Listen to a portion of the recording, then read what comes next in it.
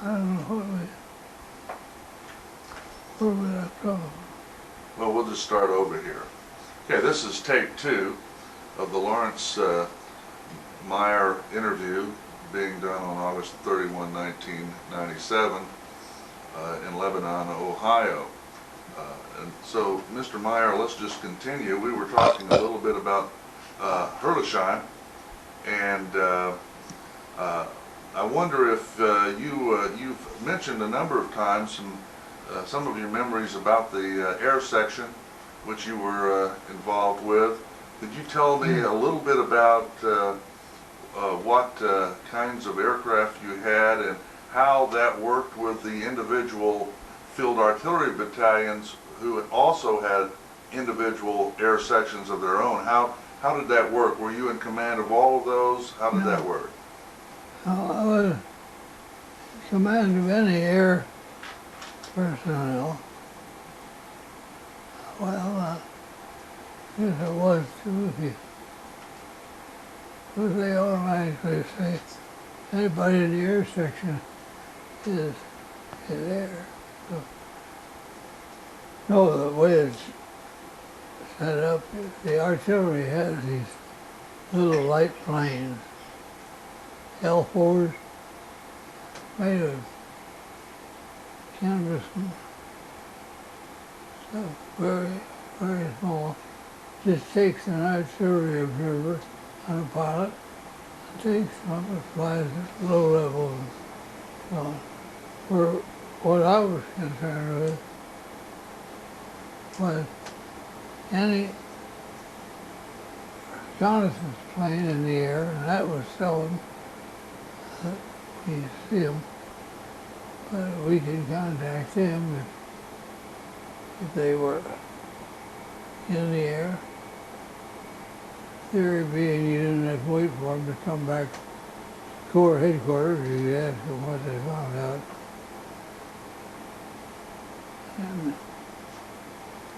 when they came out, and our planes were all a group of P-47s, you know. Pretty good plane because they found out the hard way. According to a book I read the other day, I don't know what it was, P-47 didn't make a lot of splash, but it had one thing, is this 1,000 horsepower radial engine. And if you got it according to this book,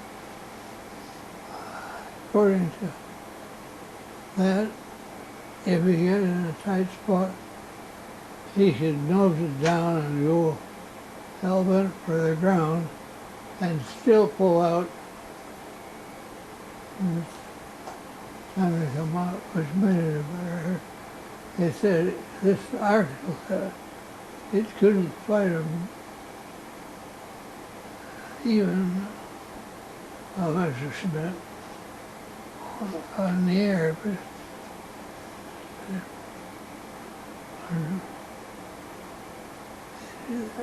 they were, ours had, our flights would have 4 planes in a flight, the way they were organized.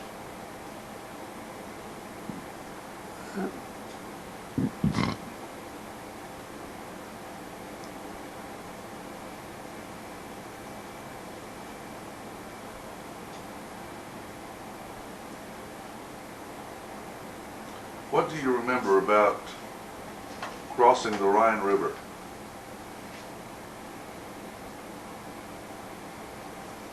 Crossing the Rhine, and then after that, I dropped back to the other. All I remember of crossing the Rhine is we knew other people had been crossing up uniform. And we get this order one day. So what we were going to do is go across the line and hopefully trap a bunch of Germans in there and then swing back and seal up the pocket. It didn't work exactly that way. But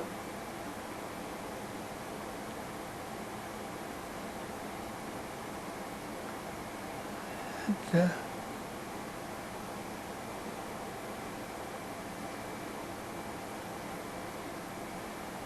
lost it again.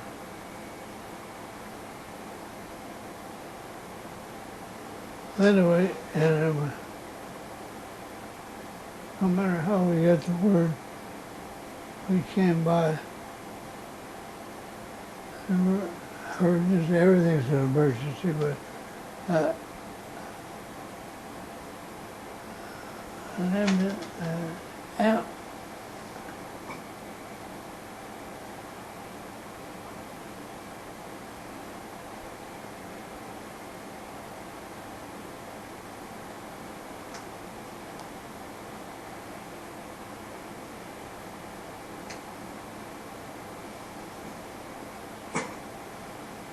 There.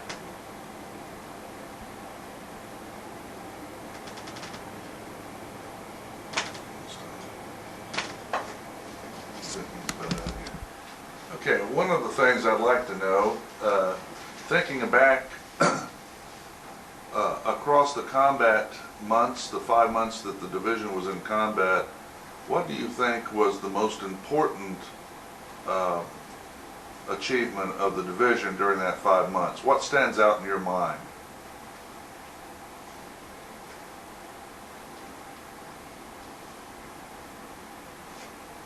I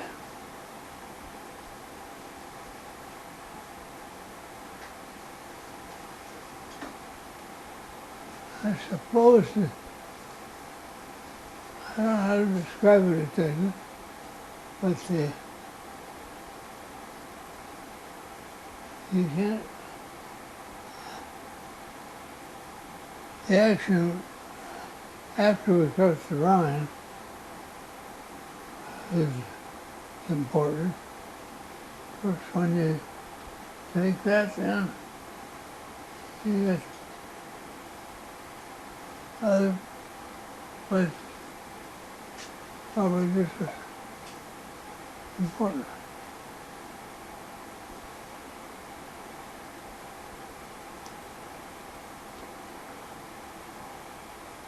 Go back here a little bit, maybe we'll pick up something.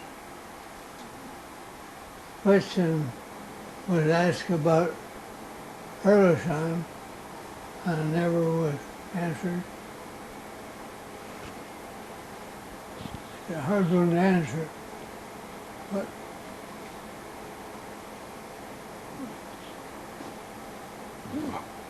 what I saw as I sat there by the window, I told you we had the Air Force equipment remoted in, and we said,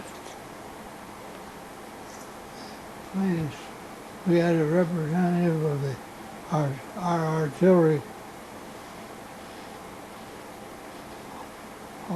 intelligence.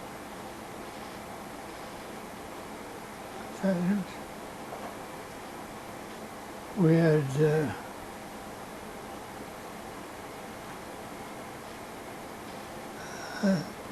other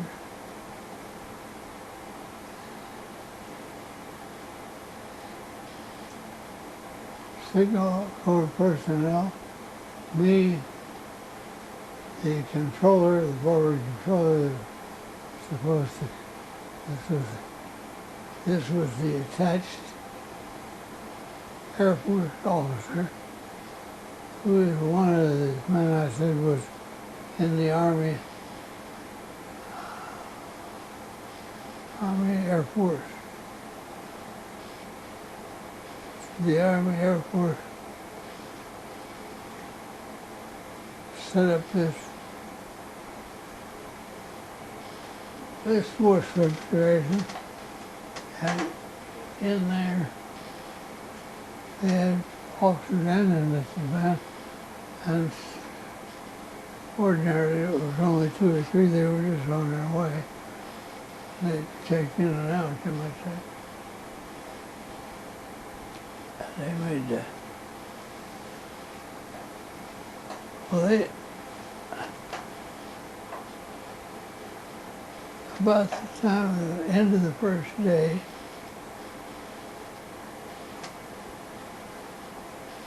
one come by. Same thing happened almost 2 days. And it's hard to separate them, and I can't separate them. But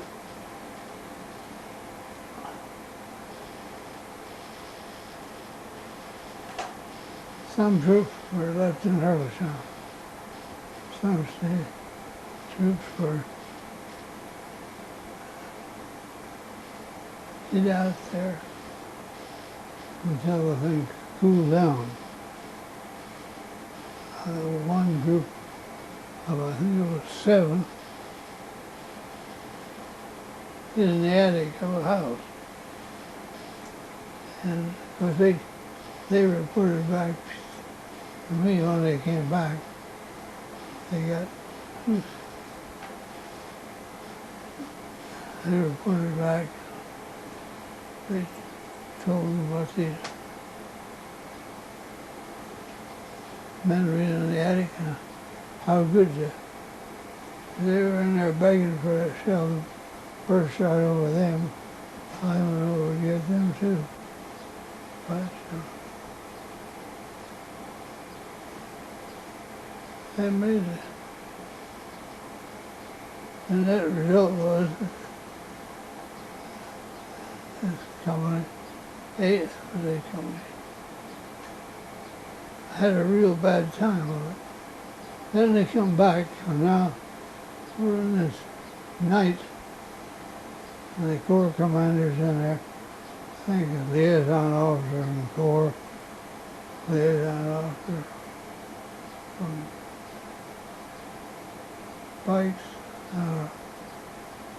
and our liaison officers would be back there. And as I said,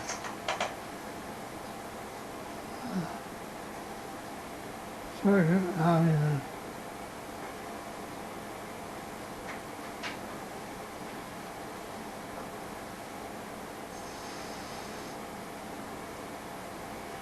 We can leave that for now. Let me ask you a few other questions. Do you remember, did you ever have any contact and involvement when the division encountered the concentration camps at Landsberg?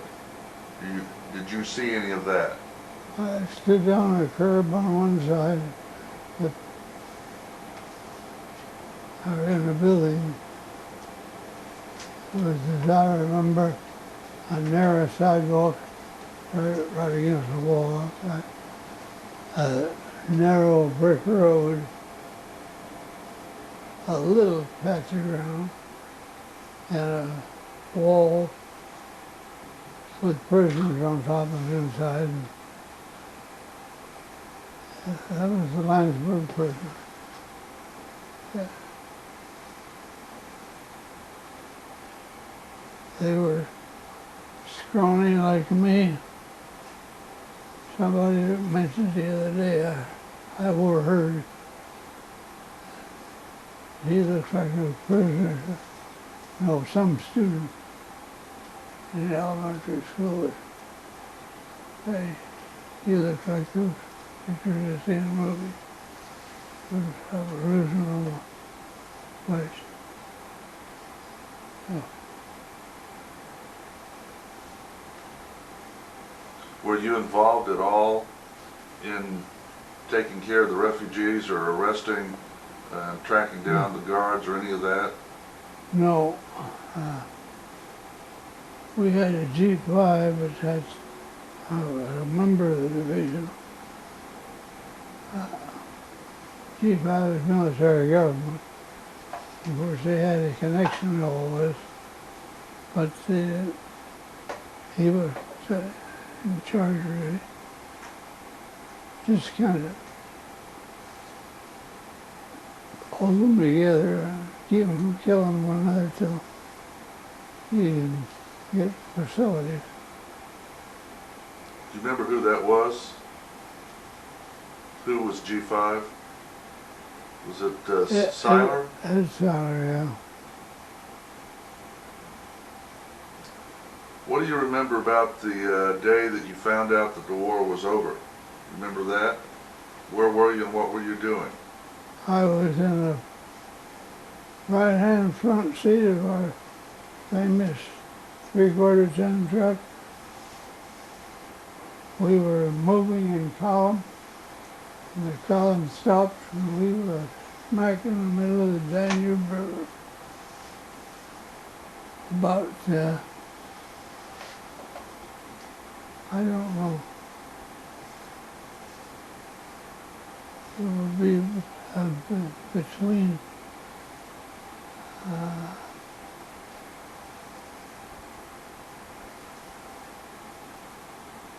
I don't know, it would be the upper Danube compared to. What did you do after the war in terms of Heidenheim? Were you part of the occupation of the division? I guess I was there. What did you do in the occupation?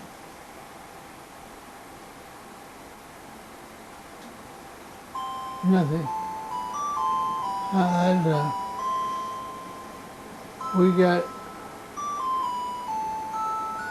I got moved. I was in there, just been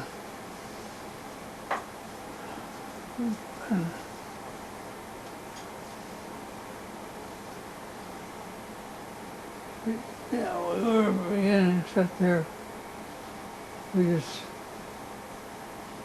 a couple of days, I think, not more than a week or so, that we spent getting your gear ready and thinking of stories and all kinds of odd things. But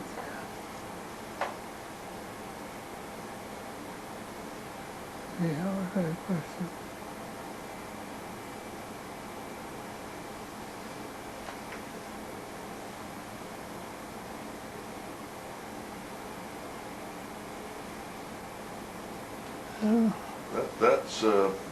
That's probably enough.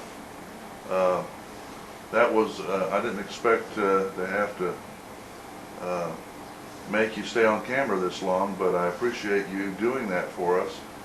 And maybe we can come back again and do some more some other time. But we appreciate it. And this is the end of take 2 of the Meyer interview.